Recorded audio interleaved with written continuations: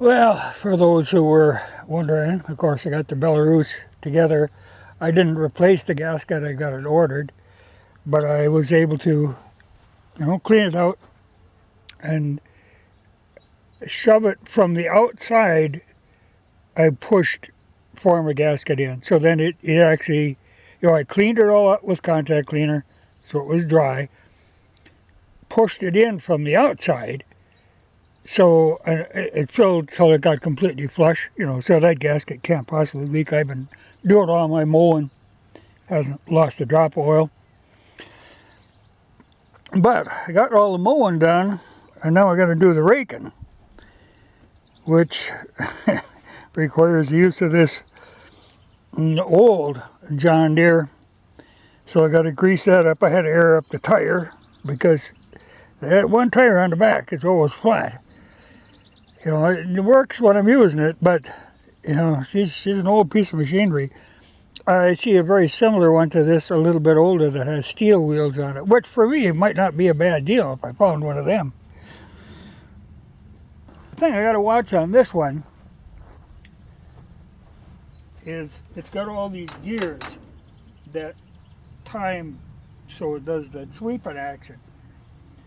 Well, there's enough play in there that once in a while she'll jump and you got to take this idler out and reposition her, and sometimes it helps to rotate them. It's a really nice clean rake. It does a nice job. But she's getting a little wore out.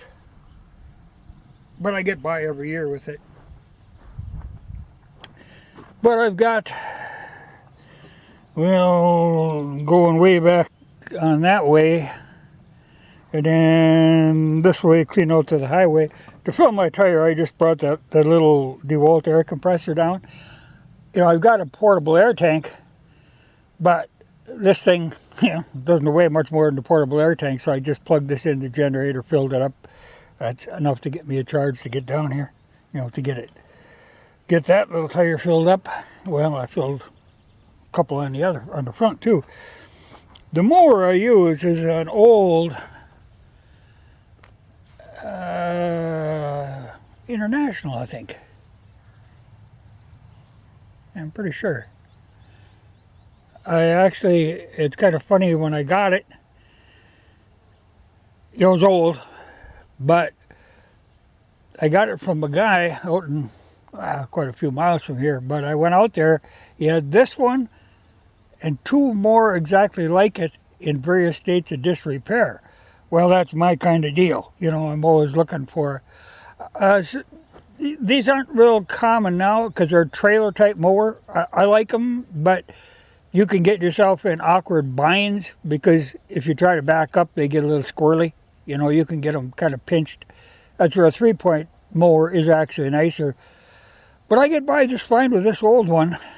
And I got like $35 involved in it, and then I got the two spare ones. So I'm always able to keep a mower going. Now, normally, I put this up in round bales, but I know my brother is going to be tied up baling with the round baler. So, though I haven't used it for years, there's this old T10 John Deere baler someplace underneath all them vines and stuff. But like I say, it hasn't been used for years. But it used to work. I used to do square bales. And square bales are kind of handy. The only thing about round bales, the advantage is I can dump them in the feeder and I don't have to come back for a month. I can leave them in there. But it isn't a problem now when I'm going to be home all winter. It's kind of nice because you can throw a square bale or two in there. They'll eat that and then they can go out foraging. Otherwise, if there's a full bale, a round bale, they just stand there all damn day. And it's kind of handy, sometimes in winter I like to be able to have square bales to use. One bale I can bed all the dogs down nicely. Square bales are kind of handy, and I got a good spot to put them this year. So I would do at least part of it in the square bales. I might have my brother come and do some in the round bales, but I got quite a stretch to do. So we'll see if that baler hangs together, if I can get her going. Like I say, she hasn't been operating for a while, but I've done a lot of baling with it. I'm kind of clued in on how to make that thing work. They don't look like she's going to work sitting there, and I'm sure I'm going to have tire problems on that. You know, that one, the baler always lost air in one tire. So I'm sure there's one flat. Now if I can just air it up and it holds, great. If I have to patch a tire or replace a tire, well, that drags on. But I'm going to do all my raking now. Then I will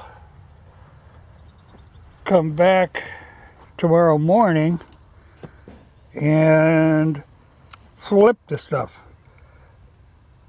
You know, it's 90 degrees, no breeze, high humidity. Well, it helps if you get it fluffed up, and then just before you bale it, if you flip it, it picks up cleaner. So that's what I'm going to give that a try anyway. But she's going to be a hot one on the tractor.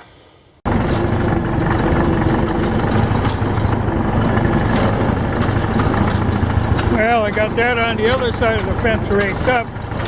Now I'm working in my little part here, kind of a hay meadow. There ain't going to be much in here though, because this I've had the horses in here all the time. But I have to keep it trimmed down so that it doesn't turn to all trees and weeds. I got enough trees in here as it is. It makes it tough going with a kind of a clumsy steer in Belarus. You know, even like that spot in there, you know, I got about a half mile of that. But that's for the Belarus, that's a narrow place to turn around. You know, so it makes like the raking kind of tough. But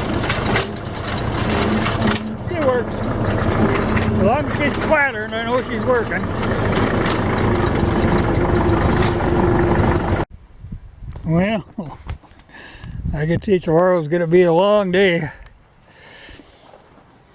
She's going to take a little more air. And I got to clean the vines out. She's going to take a lot of lubrication. But, oh, and it's a 14T. I thought it was a 10T. Well, I got twine in it. So I think I can make her work. But we're starting to get rain, which is not a good thing. But I don't think it'll amount to much. You know, possibly some showers, but not fatal. To the hay, I got to roll it tomorrow anyway. Oh, I better hunt up a bunch of shear pins because she tends to eat them.